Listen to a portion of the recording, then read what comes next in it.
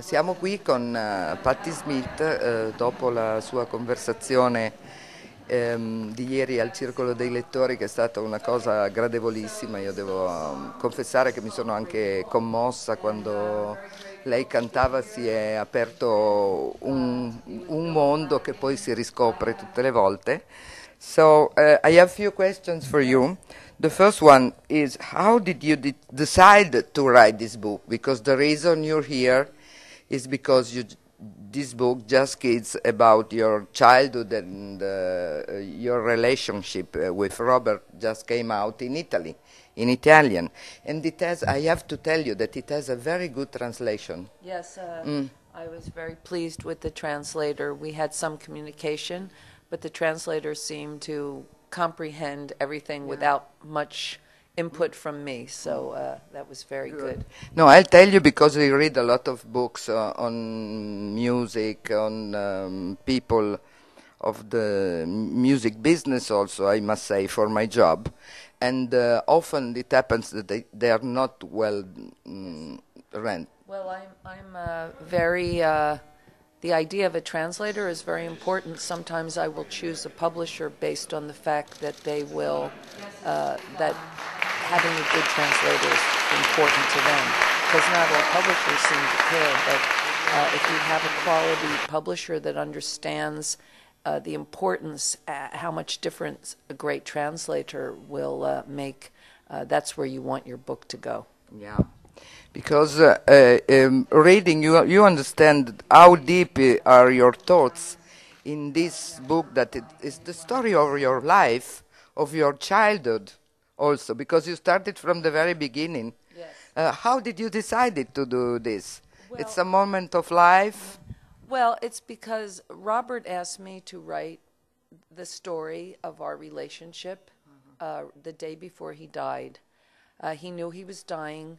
And no one could write this story because we were unknown. We were young, 20 years old, and he knew that I would be accurate. He knew that I would be loving, and so I promised I would do it. But it took me a long time, because first I was grieving for him. I wrote the Choral C, but then with the loss of my pianist, my husband, my parents, it was very hard to write a book about more loss. So it took me a while, but I finally finished it. But because he was an artist, and we were young artists together, I wanted to begin the book with my first creative impulse. And that's why I began the book with me seeing a swan as a toddler, and wanting to speak of it. But give a name. Yeah, more than a name, to express something about this swan with its beauty and its strength and power. And it was frustrating because I didn't have the language. And I think when I look back, what I wanted to do was not just say, oh, swan, pretty. I wanted to write already. I always think of this moment as my first creative impulse. That's why I started from the page one is about that. Yeah, I started reading. Well, it's a book about art as well, about not so much art itself, but the idea of having a calling as an artist and magnifying the creative impulse into work. So, which is what Robert always did, and what I've always pursued. And so the book is as much about the struggle to become oneself, to evolve as an artist and human being, and the culture that existed in the late 60s around us. And also, I can see that you were very good on mixing your life, your thoughts of a young girl looking for something, with things happening and making you thinking, yes, like you did about the swan, and making your thoughts big in the art. Well, it's just, I learned from masters. I mean, when Guernica was bombed, Picasso took a tragedy in his country. He took it and contemplated this and created a masterpiece. I can't say I've ever done that, but it taught me at a very early age how to take something in life that either upsets or excites you or incites you and to transform it into a work. And that's what, you know, like Neil Young writing Ohio after the Kent State students were killed by our own government troops. Bob Dylan writing the Lonesome Death of Hattie Carroll. Things happen in life, or it could be love. You know, writing a love song to my boyfriend gave me the lyrics to Because the Night and gave me the lyrics to Dancing Barefoot. So one takes from what is happening around them and reconstituting them, transforming them into a work. It's very interesting for a normal person because you understand that the process, it's very clear for us. For people reading, it's very interesting. Well, the thing is that we all have this capability. Someone who goes out and looks at an old plot of grass, and they have a vision of landscaping or blooming flowers or trees. I don't see this, but someone else sees this lonely plot of land and feels their creative impulse and magnifies it into a garden. Or, you know, they fall in love and they magnify their love into children. Everybody does it different.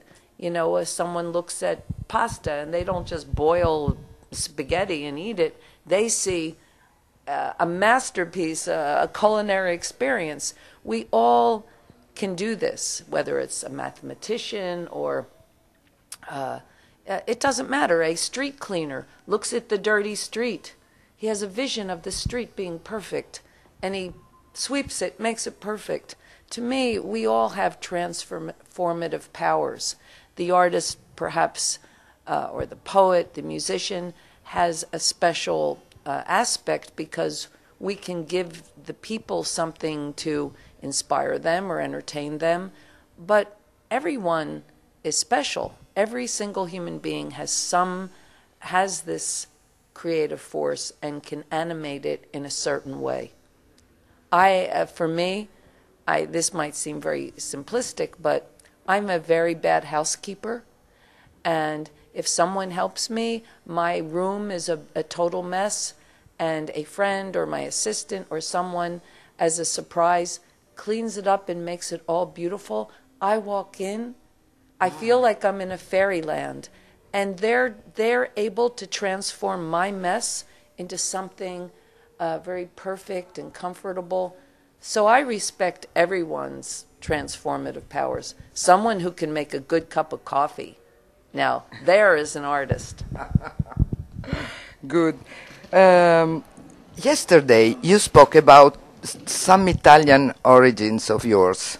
Can you tell us more? Because I didn't know that your last name was transformed. Oh, no, I was joking. I'm sorry. Yes. No, I will tell you where that comes from. My husband is also named Smith. I know, both. And he was in the MC5. He loved Italy so much. It was his favorite country. He loves the cars, the design, the architecture, the history. And he is very American. He was part American Indian. But he wrote, even on one of his record albums, I think High Time, he had designed it, and he said it was designed by Federico Smithellini because he said, well, the Italians are the best designers. So he wanted, when he designed his album, he took on an Italian name. So really, it is really was just I said it for pleasure, but I might I might not be Italian, but I have Italian godparents because the Italian people have adopted me. True. I am the Italian people's child, big child, old child.